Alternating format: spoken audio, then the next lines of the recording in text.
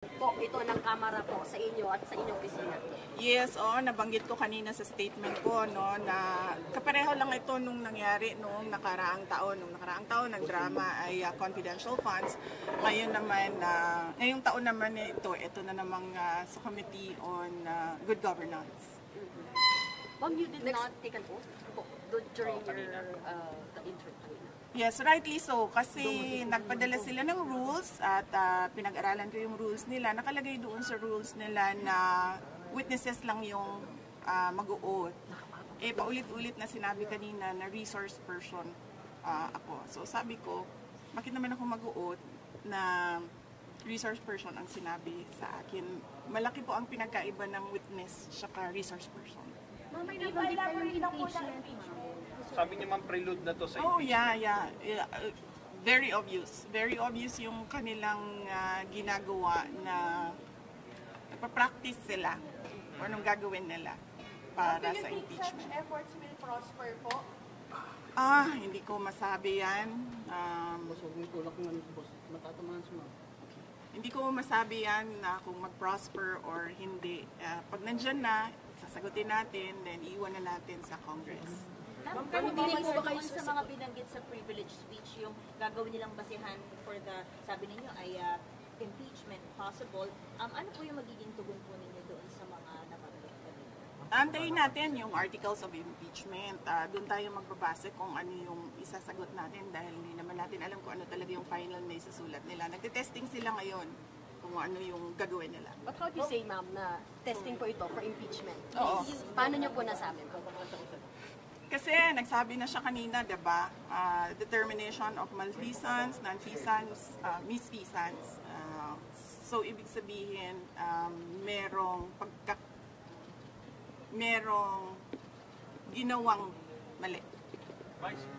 And you say, and that for you?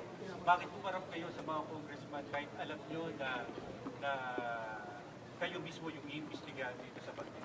Opo, nakatanggap ako ng invitation mula sa kanila para sa pagdinig ngayong umaga na ito. At marami sa mga opisyal ng Office of the Vice President nakatanggap din ng invitation. And lahat sila, ako yung pinadala nila na authorized representative nila. Kaya nandito ako. Bakit hindi kayo nagdalawang isip na hindi lumalo? Kasi no second budget committee hearing, hindi po kayo. Para matapos na kaagad, para masabi ko na kung ano yung posisyon ko at ma-lodge na kaagad dyan na nag-attend ang Office of the Vice President. Ma'am, sakaling ipatawag ulit kayo. 700 million na budget for 2025 na pre-propose ng House. Yes sir. Kung ano man yung budget na lalabas sa GAA, yun yung gagamitin ng Office of the Vice President. Dadalo po kayo sa September 23 plenary debates ng budget niyo po ng House? Hindi pa namin nagpag-usapan sa opisina kung ano yung gagawin para sa plenary debates, but we will let you know kung nandoon kami. Mag-coordinate po ba kayo kay Kong Adio? The budget sponsor?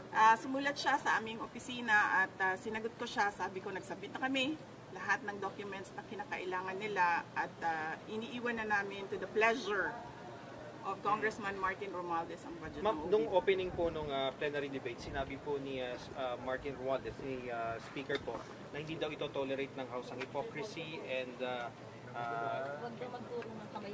wag daw magturo ng kamay, ng mga daliri, kamay. Yan yung ginagawa nila ngayon di ba? Nagtuturo sila ng daliri nila, ilang daliri yung nandyan sa loob ngayon na ginawa ko daw. Ma'am, kung hindi kayo patatakbo ng 2028, tatakbo kayo ng 2035? Sandali, sir. Ang layo ng 2034. 25. Hindi ako tatakbo sa 2025 elections. Magpapahinga ako for midterm elections. Ma'am, ang nasabi pala ni Speaker is yung hindi daw niya ito tolerate ang hypocrisy and evasion. Ano pong reaction niyo doon? Pero wala naman po siyang pinangalanan.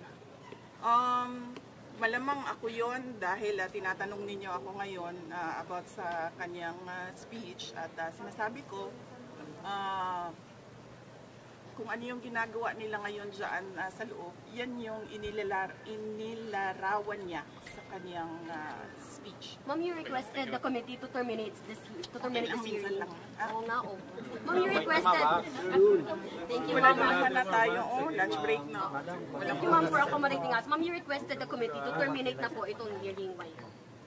Oo, kasi yun yung posisyon ko. Nagpa-practice sila kung ano yung kakagat sa impeachment. Kahit anong gawin nila, wala talaga kaming ginawang mali sa Office of the Vice President. Yan ang rason kung bakit ayaw pumunta ng mga tiga-Office of the Vice President. At sinabi nilang ako na lang yung ipapadala nila. Ma'am, sa next hearing, Yung notice of disallowance, sagutin niyo na po ng OBP yung notice of disallowance. May 6 months kami. When do you plan namin to submit po? I think January ata yung...